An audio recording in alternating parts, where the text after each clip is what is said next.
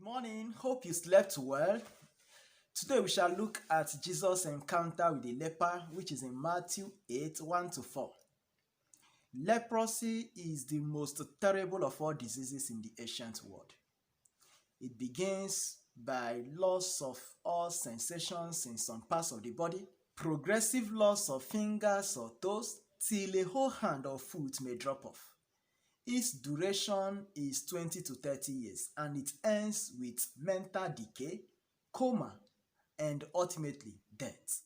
The physical condition of the leper was terrible, but there is something which makes it worse, and that is the social stigma. In Jewish law, there are 61 different kinds of defilements, and out of them, none is second to a dead body other than leprosy.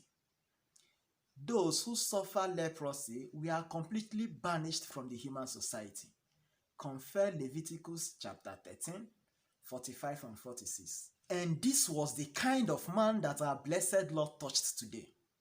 To a Jew, there will be no more sentence that could be more amazing in the entire New Testament other than the statement which says, "And Jesus stretched out his hand and touched the leper."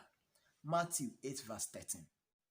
In the gospel of today, therefore, we've got some things to learn with regard to the leper's approach, Jesus' respond, and the cooperation of the two. With regard to the leper's approach, he came with humility, reverence, and confidence in Jesus' willingness and power, not only to welcome the man which anyone else would have driven away, but also to do what no one else could do with regard to healing this leper.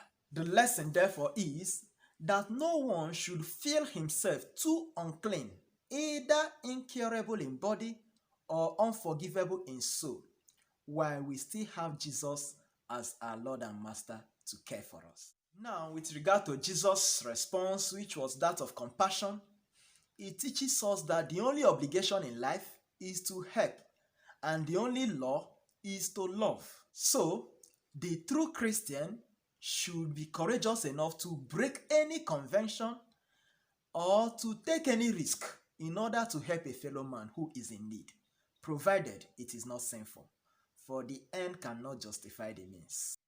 Finally, we can learn from the cooperation between this leper's approach and Jesus' response, upon which Jesus encouraged this man to go through the process of cleansing in order to receive the certificate from the priests. In other words, he should not neglect the treatment that was available to him in those days, not minding that he has been cured by Jesus. Lesson here, therefore, is that we do not receive miracle by neglecting the medical and the scientific treatment open to us.